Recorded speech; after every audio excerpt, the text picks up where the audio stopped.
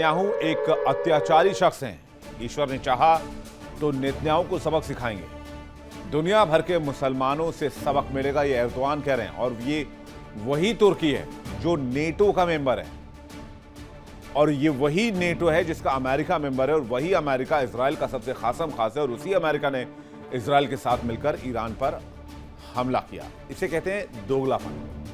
वैसे ईद उल अजहा यानी बकरीद की पूर्व संध्या, जब गाजा के लोग तबाही के मलबे के बीच त्योहार की उम्मीदें तलाश रहे थे, ठीक उसी वक्त आसमान से चीरती हुई इजरायली मिसाइलें गाजा सिटी के रिमाल इलाके पर कहर बनकर टूटी।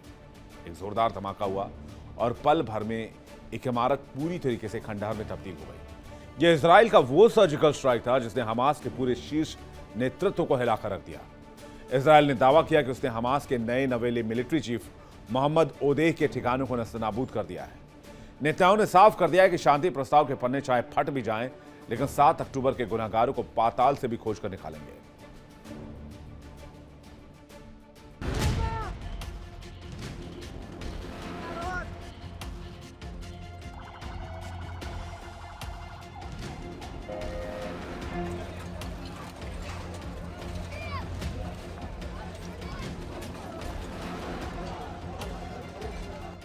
गाजा में ईद की रौनक थी, घरों में बत्तियां जलनी थीं, लेकिन वहां आसमान से बारूद बरसा।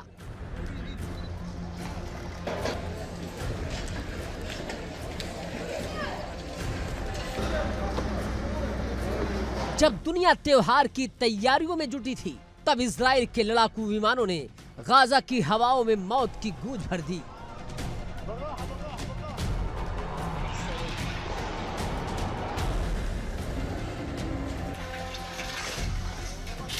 नेतन्याहू ने एक बार फिर साबित कर दिया कि उनके शब्दकोश में सीजफायर का नाम कोई शब्द नहीं। उन्होंने कसम खाई है कि चुन चुन कर मारेंगे, चाहे शांति प्रस्ताव के पन्नों को फाड़ कर फेंकना पड़े या पूरी गाजा पट्टी को मलबे के ढेर में तब्दील करना पड़े।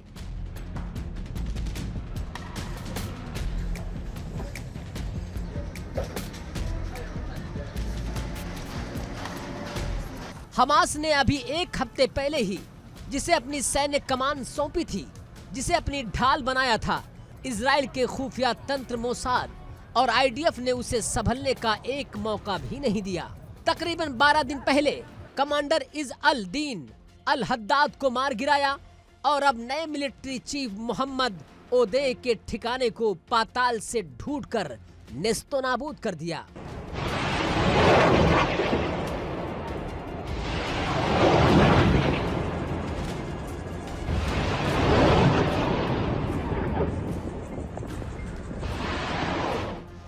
पिछली रात जब गाजा के लोग ईद उल अजहा की पूर्व संध्या पर सो रहे थे, अचानक पश्चिमी गाजा का पौष इलाका रिमाल दहल उठा।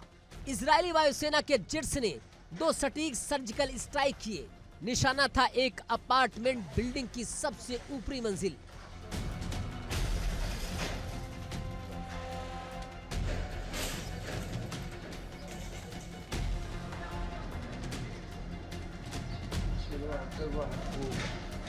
इजराइल का दावा है कि इस सीक्रेट बंकर नुमा ठिकाने के अंदर हमास का नया सैन्य आका मोहम्मद ओदेह मौजूद था। इस हमले में पूरी की पूरी मंजिल ताश के पत्तों की तरह ढह गई।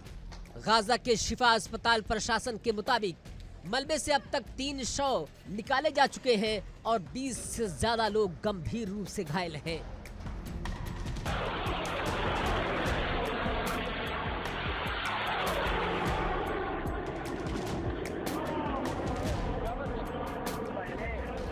हमास ने इस हमले पर फिलहाल रहस्यमयी चुप्पी साध रखी है।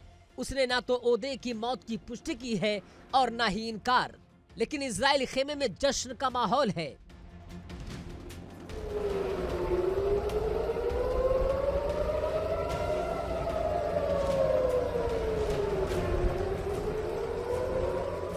इस बड़े हमले के तुरंत बाद नेतन्याहू और रक्षा मंत्री इजराइल काट्स ने एक संयुक्त बयान जारी किया।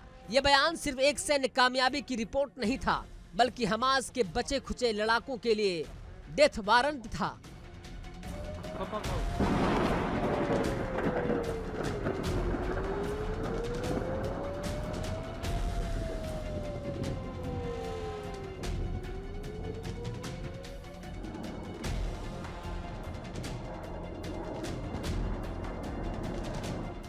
बयान में सीधे तौर पर कहा गया कि आईडीएफ और इजराइल सुरक्षा एजेंसी ने गाजा में हमास के नए मिलिट्री चीफ मोहम्मद ओदे के ठिकाने को ध्वस्त कर दिया। मोहम्मद ओदे वो खतरनाक है जिसने 7 अक्टूबर 2023 के कत्लेआम के दौरान हमास के खुफिया विंग के प्रमुख के रूप में भूमिका निभाई थी।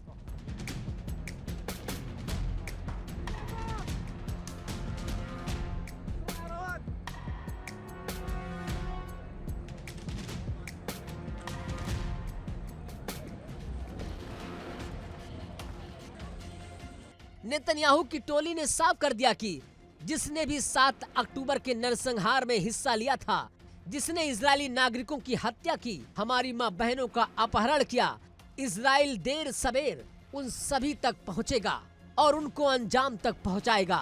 ये संदेश साफ है। बातचीत की मेज पर भले ही कुछ भी चल रहा हो, जमीन पर इजराइल का हंटर रुकने वाला नहीं।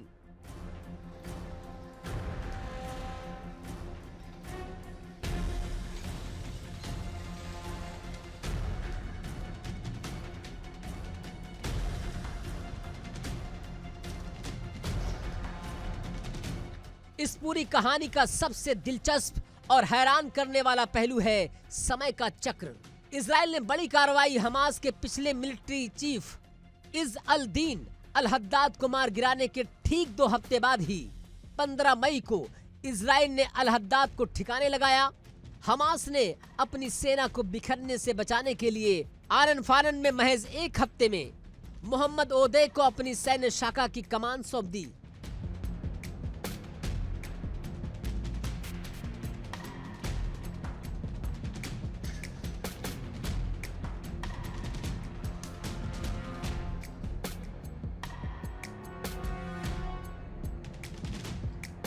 लेकिन हमास की ये चाल इजरायली खुफिया तंत्र यानी कि मोसाद और शिन बेत के आगे धरी की धरी रह गई।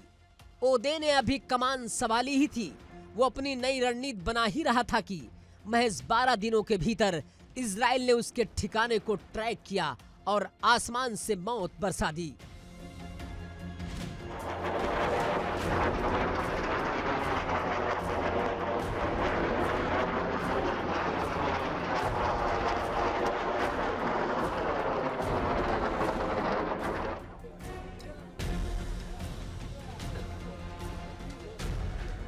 ये दिखाता है कि गाजा पट्टी में हमास का खुफिया नेटवर्क इस वक्त पूरी तरह ध्वस्त हो चुका है। इजराइल के पास हमास के हर एक कमांडर की पल पल की लोकेशन है। हमास के लिए अब नए कमांडर ढूंढना भी एक जानलेवा चुनौती बन चुका है।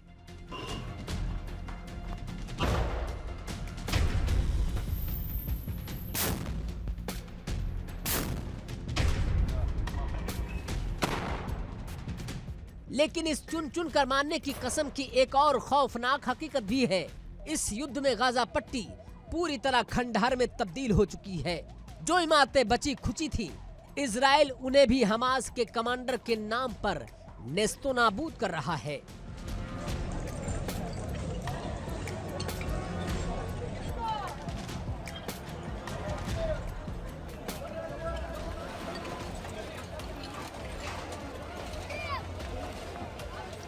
सात अक्टूबर 2023 को जब हमास ने इजराइल पर अचानक हमला किया जिसमें 1200 इजरायली मारे गए थे, तब किसी ने सोचा नहीं था कि इसका अंजाम इतना खौफनाक होगा।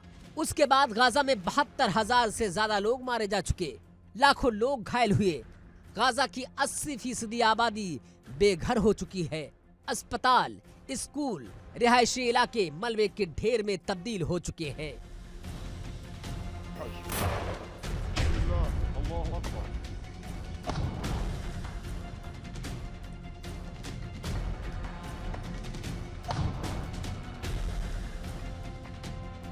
पूरी दुनिया, संयुक्त राष्ट्र और अंतर्राष्ट्रीय अदालत सीजफायर की गुहार लगा रहे हैं। शांति प्रस्ताव के पुलिंदे तैयार किए जा रहे हैं, लेकिन नेतन्याहू ने साफ कर दिया कि जब तक हमास का आखिरी लड़ाका, आखिरी कमांडर खत्म नहीं हो जाता, तब तक इजराइल के कदम पीछे नहीं हटेंगे, चाहे इसके लिए अंतर्राष्ट्रीय दबाव को पैरों तले कुचलना ही क्यों ना पड़े।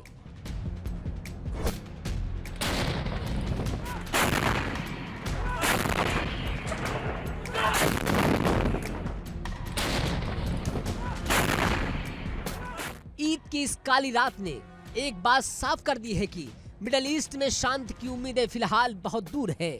इजराइल पाताल से भी हमास के कमांडरों को निकालने के लिए अपने मिशन पर अडिग है। 12 दिनों में 2 मिलिट्री चीफ पर हमला करके इजराइल ने हमास को नेतृत्व विहीन करने की कसम खा ली है।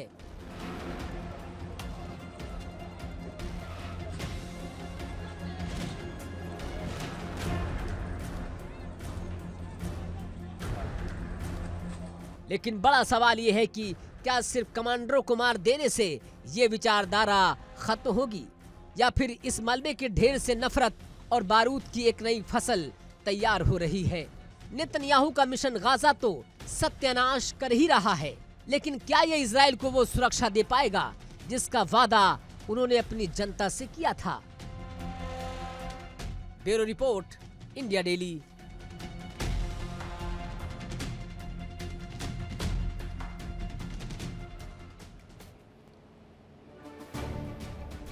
और अब बात कर लेते हैं एक और जंगी मोर्चे की, रूस और यूक्रेन का मोर्चा। यहां जंग उस मुकाम पर पहुंच गई है जहां अब कोई नियम नहीं है, कानून नहीं है, कायदा नहीं है, सिर्फ और सिर्फ विनाश वाली थ्योरी है। पुतिन ने यूक्रेन की राजधानी कीव पर नॉन स्टॉप और सुनियोजित हमले का आदेश दे दिया है। तो क्या पुतिन ने ठान लिया है कि जेलेंस्की ने मॉस्को और रूसी ठिकानों पर हमला करके अपनी जीवन की सबसे बड़ी भूल कर दी है?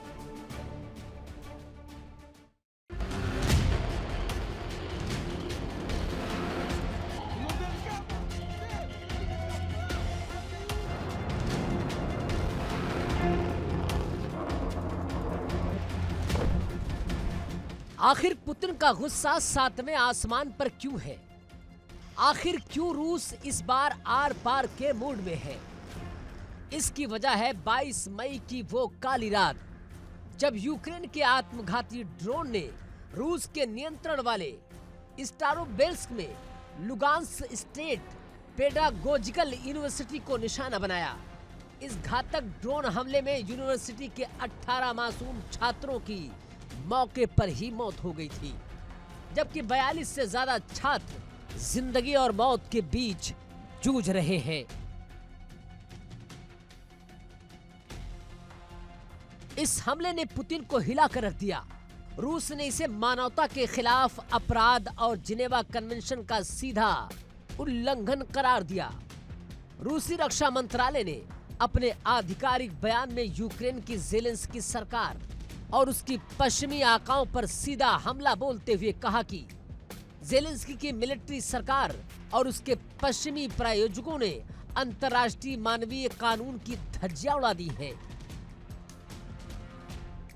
मासूम छात्रों पर हमला करके उन्होंने 1949 के जिनेवा कन्वेंशन और 1989 के बाल अधिकारों के कन्वेंशन को तार-तार किया है और अब हमारे सब्र का बांध भी टूट चुका है।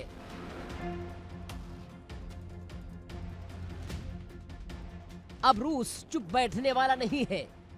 इस बार रूस का गुस्सा सिर्फ सीमा पर नहीं बल्कि सीधे यूक्रेन के दिल यानी कि कीव पर फूटने वाला है। रूस ने इस बार कोई लुका छुपी नहीं की है। रूस ने बाकायदा ऐलान करके दुनिया को बता दिया हमले की शुरुआत की है।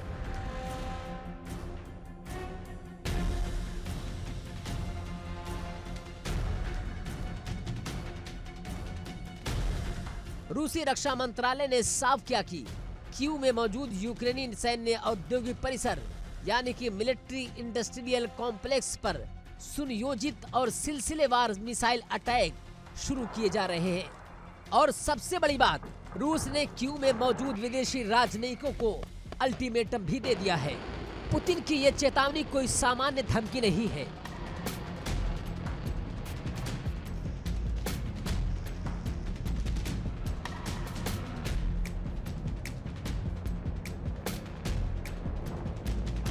रूस ने साफ साफ कहा कि कीव में जितने भी विदेशी दूतावास हैं, अंतर्राष्ट्रीय संगठनों के प्रतिनिधि हैं और जितने भी विदेशी नागरिक हैं, वो फौरन कीव को खाली कर दें।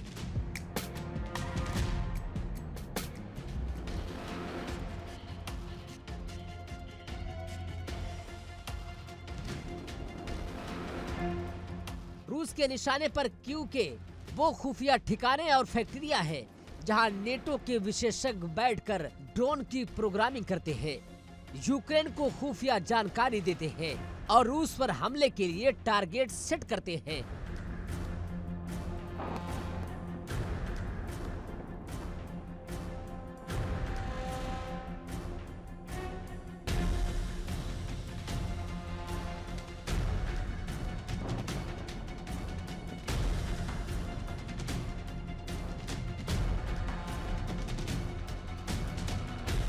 रूस ने साफ कर दिया कि कीव की मिलिट्री फैसिलिटी पूरे शहर में फैली हुई है, इसीलिए जब रूस की महाविनाशक मिसाइलें गिरेंगी तो भारी तबाही होगी।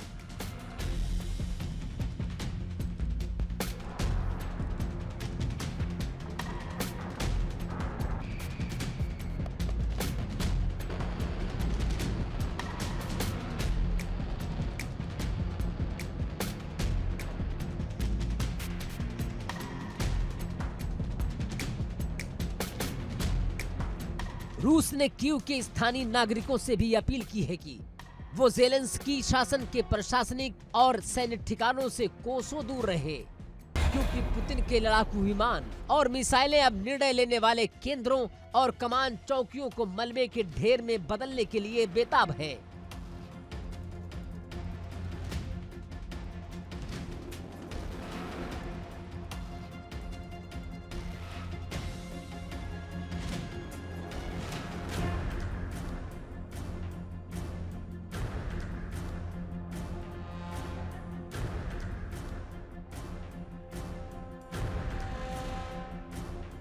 जब पुतिन ने कीव को खंडहर बनाने की कसम खा ली है, तब ज़ेलेंस्की का क्या कहना है?